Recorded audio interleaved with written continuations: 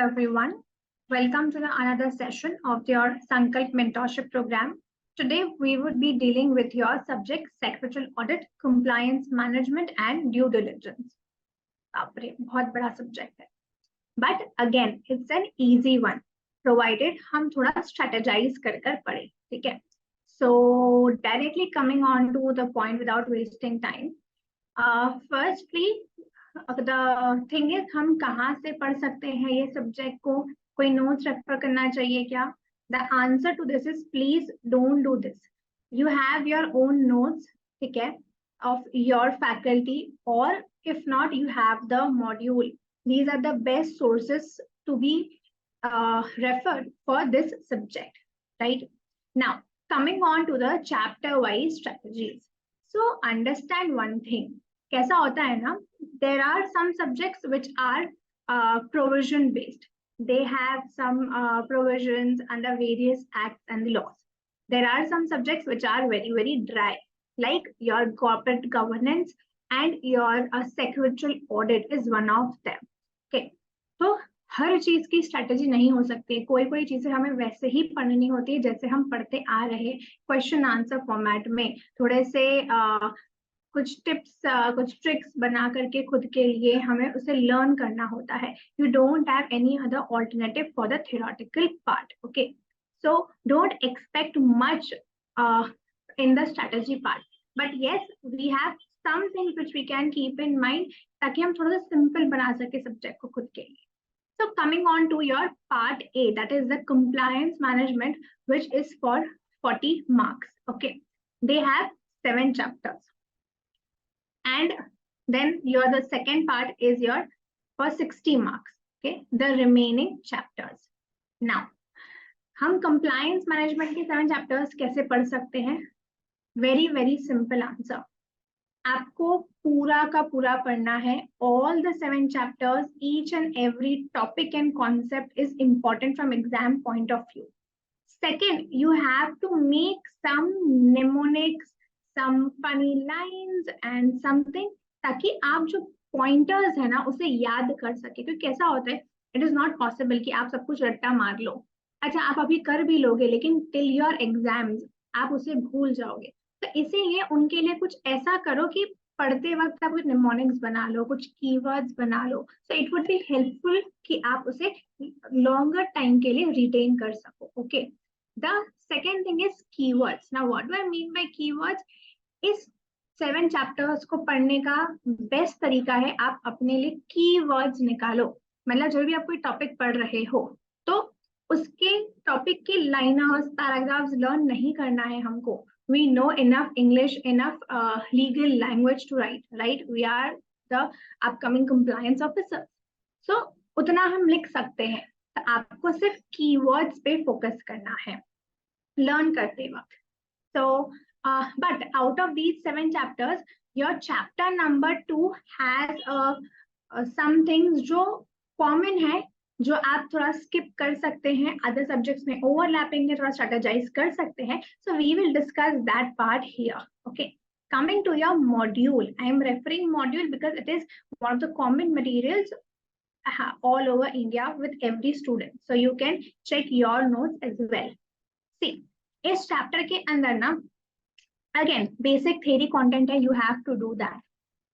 अब एक ना यहाँ पर एक लिस्ट आती है कॉर्पोरेट कंप्लायंस मैनेजमेंट. अलग अलग लॉज के अंदर अलग अलग कंप्लायंसेस दिए हुए हैं, ठीक है. For example under the economic laws you will have the contents like your SEZ, the Competition Act, etc. So it is nothing but a list of laws. So students करते इसको इग्नोर है, but ये exam में एक बार question आकर गया है. तो क्या हमें इसे इग्नोर करना है? The answer is no. हम इसे लॉजिकली क्या करेंगे, रीड कर लेंगे. कैसे? देखो बहुत बेसिक है, हमें इसे करना है लॉजिकली रीड. कुछ पार्ट्स है, पॉइंट नंबर 6, 7, 8, 9 बहुत छोटे हैं, ये आपको खुद करने होंगे. But coming to your 1, 2, 3, 4 and 5, ये वही लॉज है जो हमने अभी तक के पढ़े हैं. उसमें जो लिस्ट है अगर आप देखोगे, we know each of them. तो हम कैसे याद करेंगे इसको? आप क्या कर सकते हो, ये जो हेड पॉइंट्स है ना, वो आप एक बार थोड़ा सा लर्न कर लो, जैसे कि commercial economic laws, security law, commercial laws, fiscal and tax laws, labour laws, sorry it's corporate and economic laws. बस ये हेड पॉइंट्स लर्न कर लो। इसके अंदर क्या लिखना है, इसके अंदर वही सारे लॉज लिखना है जो हम ना एग्जीक्यूटिव में पढ़ चुके हैं। अगर आप कॉर्पोरेट इकोनॉमिक लॉज के बारे में बात करेंगे ना, तो अपना एग्जीक्यूटिव का ईबीसीएल सिलेबस याद करना, उसमें आपको जो जो लॉज के नाम आते हैं वो सब इसके अंदर आएंगे। क्रॉस चेक करते हैं। हमने कंपटीशन एक्ट पढ़ा था, SCZ, PMLA, essential commodities act, your FEMA, and then ये दो एड ऑन है because it is the corporate law. तो ये अपने आप लिस्ट हमें लर्न हो गई, लर्न करना नहीं पड़ा, it was just a logical thinking. Then next securities law, अपनी सेबी की जो बुक है ना मॉड्यूल, उसके इंडेक्स को याद करना, जो जो याद आए सब लिख देना। देखो आपका PIT regulation, SAST take over, buyback, ICDR, your LODR, your SCRA, हो गई लिस्ट लर्न बिना लर्न किए, right. Then coming to commercial laws, again your EBCL का list. See the Indian contract, the TOPA, transfer of property, arbitration, it was in GIGL, negotiable instruments, SOGA, okay, हो गया ये। Pixel, जैसे ही pixel का नाम रहेगा तो याद करना कि मुझे IT इनकम टैक्स का लिखना है यहाँ पर। Likewise and for the last labour laws, SVEC की बुक याद करना अपनी, यहाँ पर था वेजेस था, ओके, सो लेबर लॉ से रिलेटेड था। ये 5 हमने बिना याद के लॉजिकली कर लिया। बैलेंस जो है ये 3 ही आप कर लो, योर आंसर इज डन। आपने 9 पॉइंटर्स अपने आप कर लिए। सो you can strategise this part. मैं इसलिए फोकस करूँ कि एग्जाम में आकर गया है ये, ओके, एंड स्टूडेंट्स इग्नोर कर देते हैं। Coming on to the next part, इसमें एक टॉपिक है योर कॉर्पोरेट कंप्लायंस रिपोर्टिंग। ये अगर आप पढ़ोगे ना तो ये प्रोसेस की तरह है, तो आप इस पार्ट के लिए ना एक फ्लो चार्ट बना सकते हो। They have given you, but ये बहुत छोटा है, इसमें बहुत सारे पॉइंटर्स मिसिंग है। So make a flow chart for this topic, okay. Then see, ये इवेंट एंटिटी वाइज कंप्लायंसेस दिए हुए हैं। एक बार आप शांति से इसे बैठकर रीड करिए, आपको रियलाइज होगा it is nothing but what we have already studied in your company law. Now, coming to the next part, sector wise compliance हमें क्या लर्न करना है, क्या लिस्ट ना, ये बस एक इलस्ट्रेटिव लिस्ट है, इसको आप अपने आप से एक्सपैंड कर सकते हैं। एक सेक्टर लिखा है, हमारे इंडिया में सिर्फ इतने ही सेक्टर्स नहीं है, इसके आगे और भी सेक्टर्स आते हैं, ओके। तो अगर एग्जाम में आता है सेक्टर वाइज कंप्लायंसेस, आपको लिस्ट याद नहीं आ रही है, तो बस ये याद रखना कि अलग अलग बिजनेस सेक्टर्स कौन से होते हैं और उनके नेम्स आपको यहाँ पर लिखने हैं, जैसे manufacturing sector, power, electricity, telecom या transportation, finance, insurance etcetera. You don't have to learn this. Logic क्या है, सेक्टर के अंदर हमें बिजनेस के जो अलग अलग तरह के बिजनेस हम कर सकते हैं उनके नाम लिखना है। सेकेंड, इंडस्ट्री स्पेसिफिक कंप्लायंसेस, अगर ये आता है एग्जाम में तो अगेन क्या हमें ये लर्न करना है, नहीं, हमें इसे रीड करना है ये समझने के लिए कि हाँ इसमें क्या क्या लिख सकते हैं। अगर फॉर एग्जाम्पल एग्जाम में आता है कि XYZ is a person is indulged into the manufacturing of food business, तो उसके इंडस्ट्री स्पेसिफिक कंप्लायंसेस लिखिए। अब हमने कहीं पढ़ा नहीं है, तो हम क्या लिख सकते हैं, तो उन्होंने क्या बोला, फूड बिजनेस है। अब ये याद करो कि अगर फूड है तो फूड बिजनेस को क्या क्या लॉज अप्लाई हो सकते हैं, उस सेक्टर के रिलेटेड जो भी काम आते हैं, जो लॉज है वो लिख देना। जैसे कि आपको FSSAI का अप्रूवल लेना होगा, आपको उनके जो इंग्रेडिएंट्स होते हैं, कंटेंट्स होते हैं, वो आपको सही से तो उससे रिलेटेड रहेगा, है क्या। तो उसी तरह से देखो यहाँ पर लिखा हुआ है, फॉर एग्जाम्पल अगर आप electricity, gas, steam, air condition supply कर रहे हो, तो आपको कौन से कंप्लायंसेस फॉलो करने पड़ेंगे, इलेक्ट्रिक पावर जनरेशन का, ट्रांसमिशन, डिस्ट्रीब्यूशन, ये सब क्या है, इलेक्ट्रिसिटी से रिलेटेड जो हम काम करते हैं ना, वो सब नाम दिए। हम इलेक्ट्रिसिटी को ट्रांसमिट करते हैं, डिस्ट्रीब्यूट करते हैं। Water supply, sewage, waste management, हम क्या करते हैं, वाटर कलेक्शन, उसका treatment, supply. So to conclude, उस सेक्टर के काम जो हम करते हैं उसकी लिस्ट आपको लिखनी है यहाँ पर। I think it's very clear and just read this, तो आपको एक आइडिया आएगा कि क्या कंटेंट आना चाहिए इसमें. Okay, now coming to one another part, यहाँ पर ना आपको लिस्ट ऑफ कंप्लायंसेस दी हुई है for public company, private companies, 1% company या small companies. Okay, now how to do. एक बार अगर आप ये पढ़ोगे तो आपको रियलाइज होगा कि इन्होंने जो पॉइंटर्स दिए ना, ऐसे 1 2 3 and so on and so fourth, ये हर एक कंपनी के कंप्लायंस से कहीं ना कहीं सिमिलर है. फॉर एग्जाम्पल, जैसे यहाँ पर इन्होंने प्राइवेट कंपनी में एक दिया है डिस्क्लोजर्स बाय इंटरेस्टेड डायरेक्टर्स, उसके बारे में क्या कंप्लायंस फॉलो करना है. The same thing is given in your small companies. See, small company में उन्होंने डायरेक्टर्स डिस्क्लोजर दिया है और ये दिया है. तो आप क्या कर सकते हो, इस पार्ट के लिए एक टेबल प्रिपेयर करो. कैसा रहेगा table? You have to write here private company, second your small companies, third your 1% company. ठीक है, नेक्स्ट कॉलम में आप क्या कर सकते हो, यहाँ पर ये जो टाइटल में जो टॉपिक्स दिए हैं कंप्लायंसेस के नाम, आप वो लिख सकते हो. And then you fill here, जो प्रोविजन है आप यहाँ प्रोविजन लिखोगे, उसका जो फॉर्म नंबर है तो फॉर्म नंबर लिखोगे. ओके, अब कैसा होगा ना, आप जैसे फॉर एग्जांपल यहाँ पर हमने प्राइवेट कंपनीज के लिए लिख दिया, ठीक है, और स्मॉल कंपनीज के लिए ये सेम चीज है, तो you don't have to write and here again, आप ब्रैकेट में लिख सकते हो सेम एज अबव. अब जब एट द एंड आपके पास सारे कंपनीज का एक चार्ट रहेगा, अब आपको मॉड्यूल के या अपने नोट्स के वो 4-5 पेजेस नहीं पढ़ने हैं जो काफी कंफ्यूजिंग है. सेकेंडली, जब कॉमन पॉइंट्स हम इस तरह से लिख देते हैं ना, तो it is more easy to recall and retain. ठीक है, और बहुत सारे कंटेंट सेम है.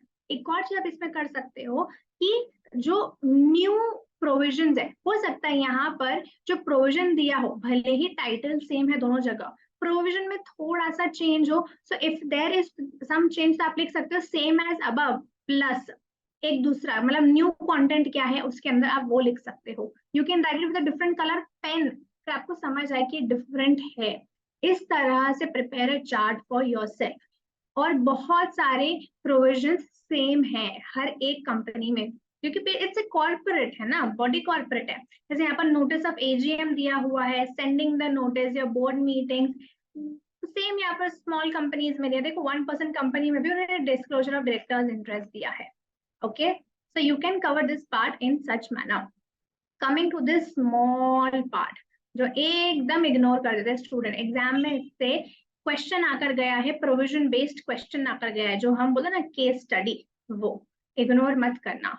Then coming to your LLP, देखो इसे बहुत सारे दिया है, आप क्या कर सकते हो, खुद के लिए कीवर्ड्स निकालो. जैसे मैंने कुछ मार्क किया है कि एलएलपी बॉडी कॉर्पोरेट है, इनकॉर्पोरेट हुआ है एलएलपी एक्ट में, लीगल एंटिटी है, परपेचुअल सक्सेशन है, देन सेपरेट पार्टनर्स अलग है, एंटिटी अलग है, then it provides a status to the partners, flexibility, no partner is liable for the wrongs of others. So you can create such key pointers for yourself. अगर जैसे अब देखो exam पास आ रही है, हमारे पास टाइम नहीं है खुद के लिए नोट्स प्रिपेयर करने का, so what you can do, जहां से भी आप पढ़ रहे हो, अगर ये आपके मॉड्यूल हो या सम अदर नोट्स, ये टॉपिक के साइड में ना यहीं पर ऐसे पॉइंटर्स डाल के 5 पॉइंटर्स जो भी है आपके वो लिख लो. The next time you see और वन डे बिफोर एग्जाम आपको सिर्फ ये रीड करना पड़ेगा, इतना हाईलाइटेड पार्ट भी रीड नहीं करना पड़ेगा. सेकेंडली, जब आप ये लिखोगे ना तो आपकी ऑलरेडी एक रिविजन हो जाएगी. पढ़ लिया वो रिविजन, लिख लिया वो रिविजन, नेक्स्ट टाइम एग्जाम के पहले पढ़ोगे वो भी एक रिविजन, बैठे बैठे 3 बार पढ़ लिया. Okay, and then coming to the next part, ये जो एग्जाम्पल है ये एग्जाम में डायरेक्टली आता है, इसे इग्नोर नहीं करना. ये वाला जो पार्ट है, हमने ऐसे छोटे छोटे पार्ट्स को इग्नोर कर देते हैं जो लेकिन इस सब्जेक्ट के अंदर बहुत इंपॉर्टेंट है, सो प्लीज डोंट इग्नोर. यहां से एग्जाम क्वेश्चन आकर गया है, so I am just trying to highlight the areas which are actually left unseen by the students. Again, यहाँ पर list of the compliance requirements दे अंदर LLP Act. ओके, आपको सब रीड करना है, लेकिन ये जो है ना रिकॉर्ड्स प्रिजर्वेशन वाला इम्पॉर्टेंट है, एग्जाम में यहाँ से क्वेश्चन आता है. ICSI is interested in all such things. Okay, easy easy कम पूछते हैं, जो इग्नोरेंट पार्ट है स्टूडेंट्स के पॉइंट ऑफ व्यू से वो ज्यादा पूछते हैं। अगेन एग्जाम्पशन की लिस्ट काफी बेसिक और सिंपल है, you have to do this important. Then यहाँ पर देखो ये ना रजिस्टर्स मेंटेनेंस करता है, आप कैसे कर सकते हो, कुछ कुछ ना कॉमन कॉमन पहले एक साथ पढ़ लो। For example register of members MGT1 debenture MGT2। Again foreign के मेंबर्स का रजिस्टर है MGT1, फॉरेन मेंबर्स का डिबेंचर होल्डर्स है MGT2। ये चार तो ऐसे ही हो गए। देन रजिस्टर ऑफ अपने डिफरेंट टाइप्स ऑफ ऑप्शंस हो गया, तो ईसॉप हो जाएगा, स्वेट इक्विटी हो जाएगा, इन दोनों को एक साथ कर लो, ये हो गया। Then your shares and deposits, shares होते हैं, डिबेंचर्स होते हैं, डिपॉजिट्स होते हैं, तो उस तरह से इन दोनों को कर लो। इस तरह से स्ट्रेटेजाइज करो, मतलब कैसा है ना, इस सब्जेक्ट के अंदर जब कंटेंट पढ़ रहे हो तो पढ़ते पढ़ते आपको ना अलग अलग तरीके रियलाइज होंगे कि हाँ मैं इसको क्लब करके पढ़ सकता हूँ, यहाँ पर इसमें कॉमन पॉइंटर्स ले सकता हूँ, इस टॉपिक में मैं हाईलाइटेड वर्ड्स ले सकता हूँ। So you have to prepare strategies for yourself while doing this subject. There is no common strategy, क्योंकि कैसा है, लर्न करना है, लर्न करने का तरीका सबका अपना अपना होता है, इसीलिए आपको खुद के लिए करना पड़ेगा, कोई आपको रटा कर नहीं दे सकता कोई भी चीज। देन ये वाला पार्ट है, इसमें कंप्लायंस अंडर सेबी LODR। ये आपको यहाँ से अगर आप इग्नोर करोगे तो भी चलेगा, सिर्फ एक ग्लांस कर लेना, ये फंडिंग में रिपीटेड है पूरा का पूरा। तो अगर आपको क्वेश्चन आ भी गया, so you would be in a position to write provided you have done in your funding. Then it is for the NCDs, the non-convertible debt securities। Lastly website disclosures थोड़े से ही है, रीड करना है, the chapter is done. तो अगर आप देखो तो आधा चैप्टर में तो कंप्लायंसेस दिए हैं, एक आप टेबल बना लोगे वो हो जाएगा। आपको सिर्फ वेबसाइट वाला पार्ट करना है, LLP का पार्ट करना है, फंडिंग वाला पार्ट ऑलरेडी कवर हो गया है। This is one part of the chapter. The other part of the chapter में हम एक रिपोर्टिंग प्रोसेस के लिए हम एक फ्लो चार्ट बना लेंगे, बस थोड़ा सा ही चैप्टर बचा। So likewise you can do this chapter. Okay, now coming to the next 6 chapters, इसके अंदर कैसे करना है, ऐसा इसमें कोई कंटेंट नहीं है जो हम स्ट्रक्चराइज कर सकते हैं, so do it as usual you do. Okay, now coming to the next part, that is your secretary audit. यहाँ पर हम कर सकते हैं, देखो चैप्टर नंबर 8 और 11 आपको साथ में पढ़ना है। क्यों? क्योंकि यहाँ पर पहले तो CSAS रहने वाले हैं ऑडिट्स के अंदर, CSAS 1 2 3 4। वो आपको कब पढ़ना है, जब आपका पूरा सेक्रेटरी ऑडिट का पार्ट 60 मार्क्स का पढ़कर हो जाएगा, उसके बाद आप वो पढ़ेंगे। क्यों? क्योंकि उसका कंटेंट और CSAS का कंटेंट सेम है ना। What is CSAS? It is nothing but आपके वो जो सेक्रेटरी स्टैंडर्ड्स है ना वो है। एंड उस सेक्रेटरी स्टैंडर्ड को शॉर्ट में उन्होंने इस चैप्टर में बताया है, एंड देन इन ब्रीफ उसके लिए हर CSAS के लिए एक चैप्टर उन्होंने डेडिकेट किया है। So how to read chapter number 8? Do it at the end. Okay, सबसे आखिरी में करना है इसको। फर्स्ट CSAS आप करेंगे पूरा रीड, जो आपको रियलाइज होगा पूरा कंटेंट सेम है, बस प्रेजेंटेशन पर ध्यान रखना है किस तरह से प्रेजेंट किया गया है CSAS को चैप्टर में। सेकेंड, यहाँ पर बहुत सारे टाइप ऑफ ऑडिट्स दिए हुए हैं, आप एक बार चैप्टर नंबर 11 करेंगे एंड देन डू चैप्टर 8। कुछ कॉमन ऑडिट्स है, ठीक है, वो ऐसे ही कैंसिल हो जाएंगे। अच्छा, आपको लगता है कि कुछ एक्स्ट्रा कंटेंट दिया है, फॉर एग्जांपल चैप्टर 11 में इंटर ट्रेडिंग ऑडिट दिया है, चैप्टर 8 में भी सेम दिया है, बट 11 के अंदर 5 लाइन से दिया है, चैप्टर 8 के अंदर एक बहुत 2-3 पेजेस का कंटेंट दिया है। तो जो एक्स्ट्रा नया कंटेंट है, do it from here. Don't do from both the chapters because the meaning remains the same. Save your time, okay? Do smart studies. अगर आपको मैं दिखाऊं मॉड्यूल में, ये देखो,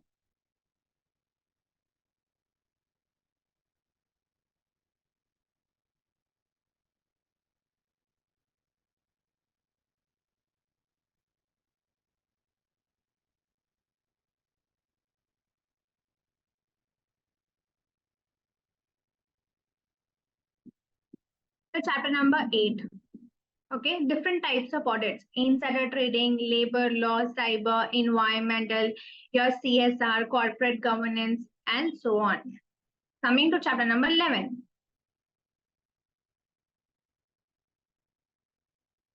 सी cyber audit, environmental audit, your forensic audit, social audit.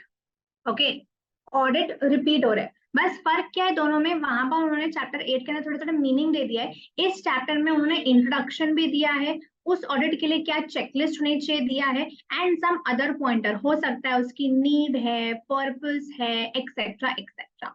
Okay, so do, यहाँ पर content बड़ा है ना, तो बड़े कंटेंट को कवर कर लो and then go to the smaller part, chapter 8 तक. So likewise you can do your chapter number 8 and 11. Okay, now coming to this part, ये चैप्टर्स ऐसे है ना, इनका आपस में कोई लेना देना नहीं है ना, बाकी चैप्टर्स से कोई लेना देना है, सबके कॉन्सेप्ट्स अलग है. कोई इंटरनल ऑडिट के बारे में बता रहा है, उसके प्रोविजंस, एप्लीकेबिलिटीज, कोई secretarial audit. DD1 and DD2 are separate parts, वो ड्यू डिलिजेंस के बारे में बात करते हैं. Values, ethics, it talks about ethics, and the quality review, the peer review वाला टॉपिक, सब अपने आप में है, सेपरेट चैप्टर्स है, सबको अलग अलग पढ़ना है. ओके, इसमें कोई स्ट्रेटेजी नहीं है कैसे कर सकते. But coming to chapter number 12, 13, 14, 15 and 16, ये चैप्टर पढ़ने में आता है मजा, जो एक्चुअली आपका जो CSAS है ना, सेक्रेटरियल स्टैंडर्ड्स जो है, यहाँ 8 चैप्टर में डिस्कस किया है, वो ही यहाँ पर इलैबोरेट किया. तो हम इसे कैसे पढ़ सकते हैं, क्योंकि कैसा है ना, इन चैप्टर्स के अंदर बहुत सारे सब टॉपिक्स है, हर टॉपिक के अंदर बहुत सारे पॉइंटर्स है. Towards the end of completion of your chapter and then your syllabus, हम कंफ्यूज हो जाते हैं कि कौन सा पॉइंट किसका है. So how to do this, हम लर्न कैसे कर सकते हैं, है ना. सो फर्स्ट थिंग, आपको चैप्टर्स को इंटरलिंक कर कर पढ़ना है. क्यों? क्योंकि ये ना चैप्टर्स एक प्रोसेस की तरह है, एक प्रोसेस समझाता है हर चैप्टर हमको, देखेंगे कैसे. सेकेंड, आपको फ्लो चार्ट बनाते चलना है खुद के लिए as you do the revision of each chapter. Let's have a look on an example how you can do it. I have prepared a small thing for you, एक flow chart format में कि आप कैसे कर सकते हो. Either you can take this as it is, you can add things to it, or you can make your own. सबसे पहला आपका चैप्टर नंबर 12 बात करता है ऑडिट एंगेजमेंट के लिए. तो मैंने क्या किया, जब मैं ये चैप्टर पढ़ रही थी तो आई स्टार्टेड ऑडिट एंगेजमेंट. मुझे सबसे पहला कॉन्सेप्ट दिखा कि व्हाट इज ऑडिट एंगेजमेंट. ठीक है, तो मैंने मेरे फ्लो चार्ट में लिख दिया what is audit engagement, the chapter is this, what is audit engagement. Then they were explaining what the appointing authority कौन होती है. ठीक है, समझ लिया. The next topic I studied is कि ये तो समझ में आ गया ऑडिट एंगेजमेंट होता क्या है, लेकिन अब हम ऑडिट करने के लिए ऑडिटर को अपॉइंट करते हैं. So how the auditor is appointed, उसका एक प्रोसेस दिया गया था. फिर उन्होंने बताया कि ऑडिटर ना 2 तरीके से अपॉइंट होता है, 2 प्रोसेस दी गई थी. ओके, वो 2 प्रोसेस के नाम मैंने यहाँ पर लिख लिए. फिर उन्होंने बताया ऑडिटर कैसे अपॉइंट है, ये समझ में आ गया, लेकिन जब वो अपॉइंट होता है तो जैसे हम कंपनी के अग्रीमेंट्स में एंटर करती है, तो वैसे ही हम ऑडिटर के साथ एक ऑडिट एंगेजमेंट लेटर में एंटर होते हैं, एंगेजमेंट लेटर बनाया जाता है. उन्होंने आगे ये एक्सप्लेन किया ये एंगेजमेंट लेटर के कंटेंट्स क्या होंगे, क्या फॉर्मेट होगा. आगे उन्होंने ये भी एक्सप्लेन किया कि इस लेटर की क्या लिमिटेशंस होंगी. अगर मैंने एक audit engagement as an auditor accept कर लिया, प्रपोज ऑर्डर की तरह एक्सेप्ट कर लिया, तो फिर क्या मैं इसको डिक्लाइन कर सकती हूँ. जैसे कि हम कॉन्ट्रैक्ट में एंटर करते हैं, तो कॉन्ट्रैक्ट से अगर हमें रिस्काइन करना है, कॉन्ट्रैक्ट को हमें अबॉर्ड करना है, या हमें कॉन्ट्रैक्टिंग पार्टी नहीं बनना है, तो क्या कुछ तरीके हैं. तो वैसे ही यहाँ पर बताया है कि क्या आप डिक्लाइन कर सकते हो, क्या आप विदड्रॉ कर सकते हो, उसके बारे में उन्होंने बहुत सारी इंफॉर्मेशन दी है. Coming further to the chapter, they told कि अगर आप एक बार अपॉइंट हो रहे हो तो आपको प्रीवियस ऑर्डर को कम्युनिकेट करना पड़ेगा. उन्होंने उसमें पॉइंटर्स बताए कि जब प्रीवियस ऑर्डर के साथ कम्युनिकेट करोगे तो आपको किस तरीके से कम्युनिकेट करना है, आपको उसे क्या बताना है, कितने टाइम पीरियड के लिए आपको वेट करना पड़ेगा. अगर आप फिर एक बार एक्सेप्ट कर लेते हो ऑडिट एंगेजमेंट, तो उन्होंने आगे एक्सप्लेन किया है उसकी टर्म्स कंडीशंस क्या है, प्री कंडीशंस क्या है, एंड उसके बाद ICSI के कुछ गाइडेंस नोट और इस तरह से ये पूरा चैप्टर फ्रेम है. Now what was the key, मैंने ये चैप्टर कैसे पढ़ा, क्या करेंगे हम, हमारे नोट्स उठाएंगे, हम एक टॉपिक, जैसे मैंने फर्स्ट टॉपिक पढ़ा व्हाट इज ऑडिट एंगेजमेंट, लिख लिया। अच्छा, आप इसको और ब्रीफ बनाने के लिए क्या कर सकते हैं, अगर उसके कीवर्ड्स आप पॉइंटर्स बनाकर यहाँ लिख सकते हैं तो बहुत ही अच्छी बात रहेगी। देन मैंने नेक्स्ट पढ़ा लिंक करके नेक्स्ट टॉपिक को फर्स्ट से, ये तो समझ में आ गया। अभी ऑर्डर कैसे अपॉइंट होगा, ओके इसके दो प्रोसेस है, प्रोसेस 1 प्रोसेस 2, ये लिख लिया, प्रोसेस समझ में आ गया। अच्छा, अब आगे क्या होगा, अब हम लेटर में एंगेजमेंट लेटर में एंटर करेंगे। So again the next step and further हमने पूरे चैप्टर को इंटरलिंक करके एक स्टोरी फॉर्मेट में पढ़ा। पहला, वो जल्दी रिटेन होगा, ज्यादा टाइम के लिए आपको याद रहेगा। सेकेंड, हमने पढ़ते पढ़ते चैप्टर का एक फ्लो चार्ट बना लिया, उसके सब पॉइंटर्स भी यहाँ पर हमने लिख लिए, है ना। जैसे देखो ये सब पॉइंटर्स हमने यहाँ पर उसके लिख लिए। इससे क्या होगा, अब जब आप नेक्स्ट टाइम इसे देखेंगे, अगर आप 1 डे बिफोर द एग्जाम देखेंगे तो आपको हो सकता है उतना बड़ा चैप्टर पढ़ने की जरूरत ना पड़े, इस फ्लो चार्ट से क्लैरिटी ऑफ माइंड रहेगा, समझ आएगा कौन सा पॉइंट किसका था।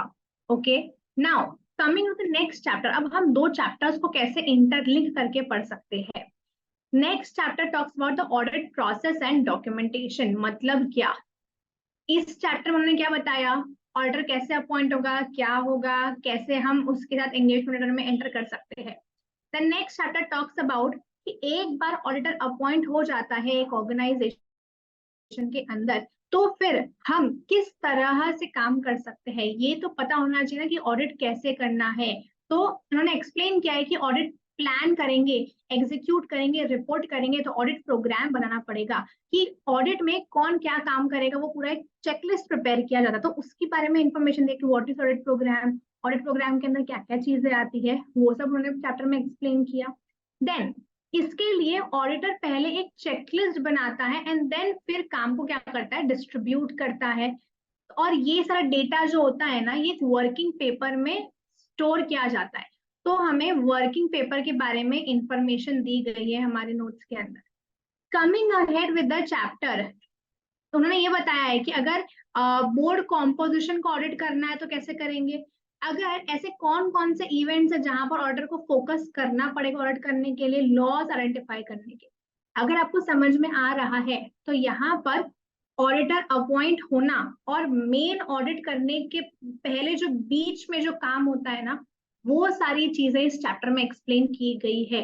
कब करेंगे, कैसे करेंगे, क्या करेंगे, कौन करेगा, कौन कौन से कंप्लायंसेस करने हैं, चेकलिस्ट क्या होगी, वो सारा जो मिड वर्क है वो इस चैप्टर में आपको एक्सप्लेन किया गया है। Coming to your next chapter, audit principles and techniques. अब उन्होंने क्या बोला कि आप पहले अपॉइंट हो गए, आपको समझ में आ गया काम कैसे करना है, क्या करना है। अब आओ हम आपको समझाते हैं कि आपको किस तरह से काम करना है, आप क्या टेक्निक यूज करेंगे अपने ऑडिट करने के लिए। तो यहाँ पर देखो, ऑडिटर आ गया, उसकी टीम रेडी हो गई, ऑर्डर आया, तो हमने कहाँ पर ऑडिटर आया, ऑडिट एंगेजमेंट वाले चैप्टर में, उसकी टीम रेडी हो गई, चेकलिस्ट रेडी हो गई, कंपनी को बेसिस पता है, ठीक है। ये हमने कौन से चैप्टर में पढ़ा, ऑडिट प्रोसेस एंड डॉक्यूमेंटेशन के चैप्टर। अब ऑडिट प्रिंसिपल्स और टेक्निक्स का चैप्टर बोलता है कि देखो अब मेन ऑडिट स्टार्ट हो रहा है, हम आपको बताते हैं कि जब आप ये ऑडिट स्टार्ट करेंगे तो आपको क्या क्या रिस्क फेस करना पड़ सकता है। A list of risk is given in are material. Second, it says that audit करते वक्त मटीरियलिटी क्या होती है उसे आइडेंटिफाई करेंगे। ऑडिट मटीरियलिटी करके कॉन्सेप्ट दिया गया है, वो उसके बारे में पढ़ना है हमको। एक कॉन्सेप्ट आता है कि जब हम ऑडिट कर रहे हैं तो हमने किसी थर्ड पार्टी के ओपिनियंस पे रिलाई करना चाहिए या नहीं करना चाहिए, उसके बारे में इंफॉर्मेशन है। क्या हम एक्सपर्ट ओपिनियन है क्या, एक्सपर्ट ओपिनियन ले सकते हैं क्या, it tells about this also. Then the external confirmation ले सकते हैं क्या, and after this it explains us various techniques and methods of auditing कि अगर आप मेन ऑडिट कर रहे हो अपने ऑडिटिंग का तो आप कैसे करोगे, जैसे कि ऑडिट सैम्पलिंग के बारे में बताया, सब्सटैंटिव चेकिंग के बारे में बताया, etcetera etcetera. and likewise this chapter is framed. Coming ahead, अब हमारा ऑडिट का मेन मोटिव क्या होता है, एक ऑडिटर को क्यों अपॉइंट किया जाता है, ये कुछ ओपिनियन बनाने के लिए, रिपोर्टिंग करने के लिए। तो एक चैप्टर बनाया गया है the fraud detection reporting. Okay, तो इसमें क्या है, ऑडिट करते टाइम कोई फ्रॉड हुआ तो आप कैसे रिपोर्ट करेंगे उसके बारे में इंफॉर्मेशन दी गई है। आप सेंट्रल गवर्नमेंट को रिपोर्ट करेंगे, आप बीओडी को रिपोर्ट करेंगे, कब आप रिपोर्ट करेंगे, 1 करोड़ और उससे लेस है तो किसको रिपोर्ट किया जाएगा, वैसे सारे प्रोविजंस इस चैप्टर में दिए गए हैं। अच्छा, आगे इस चैप्टर में ये भी एक्सप्लेन किया है कि पनिशमेंट्स क्या हो सकती है। देन अगर आप ऑडिट कर रहे हो तो ऑडिट करते वक्त कुछ ना वार्निंग सिग्नल्स होते हैं, एक लिस्ट ऑफ आइटम्स दी गई है हमारे नोट्स में कि ये चीजें हुई तो समझना फ्रॉड हो सकता है। तो उसके बारे में EWS एक्सटर्नल वार्निंग सिग्नल्स के बारे में दिया गया है। स्पेक्यूलेशंस और सस्पिशन का मीनिंग दिया गया है। क्यों? क्योंकि वो बता रहा है आपको कि आप ऑडिट कर रहे हो तो स्पेक्यूलेशंस, सस्पिशंस, दो कॉन्सेप्ट आ सकते हैं। And then it also tells the role of SFIO, मतलब अगर कुछ हमें फ्रॉड रिपोर्ट करना है तो हम किसको कर सकते हैं, SFIO कर सकते हैं कि नहीं, उसके बारे में। And coming to the last part of this linking chapter, जो हमारा ऑडिट का मेन मोटो होता है, ओपिनियंस फ्रेम करेगा ऑडिटर और अपनी रिपोर्ट देगा। तो ये चैप्टर आपको क्या बता रहा है, देखो अब सब हो गया, ऑडिट भी कंप्लीट हो गया, अब बारी आती है to make the reports and form the opinions. तो ये चैप्टर आपको बताता है कि जब रिपोर्ट प्रिपेयर होगी तो रिपोर्ट कौन साइन करेगा, उसकी डिटेल्स दी है। देन रिपोर्ट का फॉर्मेट क्या होगा, वो डिटेल्स दी है। कंटेंट क्या होगा वो बताया है। ऑडिटर की क्या रिस्पॉन्सिबिलिटी है, ऑडिटर रिस्पॉन्सिबिलिटी करके एक बड़ा सा टॉपिक दिया गया, अगेन ये एग्जाम क्वेश्चन भी रहा है, I remember. Then it tells about, अगर आपने रिपोर्ट बना ली, अब आपको अपने ऑडिटिव ओपिनियन देना है, तो कौन कौन से टाइप ऑफ ओपिनियन दे सकते हैं, adverse, your qualified, your unqualified opinion. इस तरह से ये सारे चैप्टर्स एक स्टोरी फॉर्मेट में एक दूसरे से लिंक्ड है। हमने क्या किया, तो द सोल्यूशन क्या है इन सारे चैप्टर्स को पढ़ने का, आप इस तरह से इंटरलिंकिंग करके पढ़ेंगे। जब आप नेक्स्ट चैप्टर पे जंप करेंगे तो एक बार प्रीवियस चैप्टर को स्टोरी फॉर्मेट में पूरा याद कर लेना, कैसे कैसे हुआ था। फ्लो चार्ट बनाते वक्त हो सके तो इंटरनल मैटर को थोड़ा सा और इलेबरेट करके लिख लेना, है ना, तो it will be help you one day before the exam and even recalling. हो सकता है दूसरा चैप्टर पढ़ रहे हो, ऐसा लगे कि ये याद नहीं आ रहा है, फ्लो चार्ट पे गए फटफट देख लिया। This is the way in which you can study all these chapters. Okay, exam में क्वेश्चन कैसे आते हैं, out of the 9 subjects this is one of दो सब्जेक्ट जहां पर 90% डायरेक्ट क्वेश्चंस आते हैं। स्टूडेंट्स को ना इस सब्जेक्ट में क्वेश्चन पेपर को लेके कोई प्रॉब्लम नहीं है आज तक, कि डिफिकल्टी लेवल वहां नहीं आती है। डिफिकल्टी लेवल आती है कि सिलेबस बहुत बड़ा है, बहुत सारे चैप्टर्स है, हम इतने चैप्टर्स छोड़कर चले जाते हैं, कुछ चैप्टर्स के कंटेंट्स रीड नहीं करते, स्ट्रेटेजाइज कर कर नहीं पढ़ते, एंड सबसे सबसे ज्यादा इम्पोर्टेंट, सब होने के बाद पेपर प्रेजेंटेशन नहीं आता स्टूडेंट्स को। The more simpler the question paper is, that difficult is to score the marks. ठीक है, तो आपको यहाँ पर अपने पेपर प्रेजेंटेशन स्किल्स पर ध्यान देना है इस सब्जेक्ट में, मतलब हर में देना है, but then be more particular about this subject also. Okay, देखो डायरेक्ट क्वेश्चंस आते हैं, देखेंगे हम किस तरह से।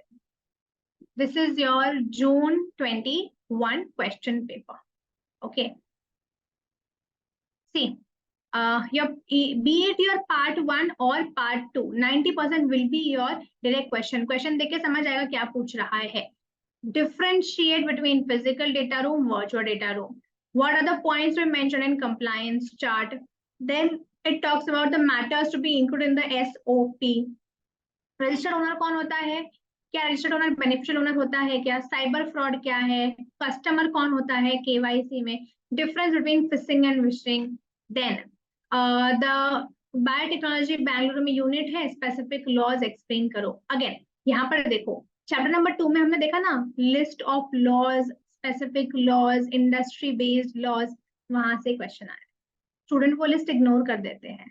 है ना। तो हमने अब समझ लिया ना, अब वो क्या बोल रहा है, बायोटेक्नोलॉजी यूनिट है बैंगलोर में, हमें अब किसी लिस्ट की जरूरत नहीं हो, अपने आप से आंसर क्रिएट कर सकते हैं। वो बोल रहा है कि क्या स्पेसिफिक लॉज एप्लीकेबल होंगे बायोटेक्नोलॉजी इंडस्ट्री को, उसके बारे में लिखो। देखो, एक पॉल्यूशन से रिलेटेड हो सकता है, हम यही आंसर बनाते हैं, पॉल्यूशन से रिलेटेड कुछ हो सकता है ना, क्योंकि बायोटेक्नोलॉजी इंडस्ट्री है। ओके। सेकेंड, अगर आप कोई प्रोडक्ट बना रहे हो तो उसके अंदर आपको कुछ गाइडलाइंस फॉलो करनी रहेगी, वो आ सकता है। तो इस तरीके से आप क्या कर सकते हो, खुद के लिए आंसर लॉजिकली प्रिपेयर कर सकते हो अपने इंटेलेक्ट से। Then coming back to the direct questions, various risk company face कर सकती है अगर नॉन कंप्लायंस किया तो। See let's see the next paper, June 2019। Okay.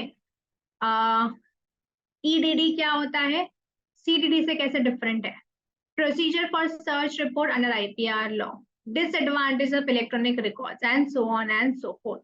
Direct questions है यहाँ पर। एक और पेपर देखते हैं, June 21। C explain the activities in preparation of compliance charter content, process of corporate compliance reporting क्या होती है। देखो, मैंने आपको बोला था एक कॉर्पोरेट कंप्लायंस रिपोर्टिंग का फ्लो चार्ट बना लेना, ये वही वाला टॉपिक है जो एग्जाम क्वेश्चन की तरह आया है। Prepare a table for the items normally covered under the report which they are talking about this in this question. इस तरह से आपका पूरा 100 मार्क के पेपर में से your 90 marks paper is direct question. हाँ, एक और चीज, इसमें क्या करते हैं ना, ये डायरेक्ट क्वेश्चन की तरह अगर आपने नोटिस किया रहेगा, बहुत बड़े बड़े पैराग्राफ्स दिए रहते हैं, जिससे हमें लगता है कि क्वेश्चन बहुत डिफिकल्ट है। यू चेक इट, बहुत कम रहेगा कि आपको डायरेक्ट डायरेक्ट दिखा रहेगा, है ना। तो याद रखना हमेशा, ये paragraphs are just for confusing you, to make you feel कि नहीं डिफिकल्ट क्वेश्चन पेपर है। ज्यादातर इस सब्जेक्ट के पेपर में ना कोशिश करना है कि लास्ट पार्ट जो होता है ना, लास्ट के 2-3 लाइंस उस पर फोकस करो आप, आपका जो मेन क्वेश्चन है वहीं पर छुपा होता है। ठीक है। नाउ द नेक्स्ट पार्ट, इसमें ना प्रोविजन बेस्ड क्वेश्चंस आते हैं क्या, जी हाँ आते हैं। और कैसे, देखो, जहां जहां पर आप सेक्शंस पढ़ोगे इस पूरे सब्जेक्ट में, बीईटी और पार्ट ए और पार्ट बी, वहां वहां से प्रोविजन बेस्ड क्वेश्चन आएंगे। That's it. बाकी पूरे सब्जेक्ट से आपको डायरेक्ट क्वेश्चंस मिलेंगे। Direct question has direct answers, you have to write some introduction, definitions, meaning, और क्वेश्चन में जो पूछा है उसे लिखना है एंड पॉइंटर्स करके आंसर, दैट्स इट, खत्म। Provision based questions आएंगे, you have to write your provision, explain the fact and then your conclusions. This would be the pattern. जैसे कि फॉर एग्जाम्पल सेक्रेटल ऑडिट के अंदर हम सेक्शन पढ़ते हैं, इंटरनल ऑडिट के बारे में कंपनी लॉ के सेक्शंस पढ़ते हैं। ओके, यहाँ पर आपका आ जाएगा प्रोविजन बेस्ड। कंप्लायंस मैनेजमेंट के इसमें चैप्टर नंबर 2 में जो हम कंप्लायंसेस पढ़ रहे हैं कंपनीज एक्ट के अंदर, जैसे interest of directors, board meetings, notice, ये हो गया प्रोविजंस। तो यहाँ से आ सकता है आपका प्रोविजन बेस्ड क्वेश्चन। तो हमारा अप्रोच क्या होना चाहिए पढ़ते वक्त, जब हम पढ़ेंगे तो I am summarizing that how you have to do this. जब हम पढ़ेंगे, जहां पर ड्राई हेरी टॉपिक दिख रहा है, आपको खुद के लिए कीवर्ड्स बनाना है, निमोनिक्स बनाना है, लर्न नहीं करना है पूरा पैराग्राफ बाय पैराग्राफ। इस सब्जेक्ट में ओन वर्ड्स वर्क करते हैं, provided you have written some keywords which is matching to your module. Okay, no, entirely layman words नहीं लिखना है, आप ऑडिटर को ऑडिटर ही लिखेंगे, ऑडिटी ही लिखेंगे। These are some words, specific words. Audit engagement letter, you have to use such words in your answer.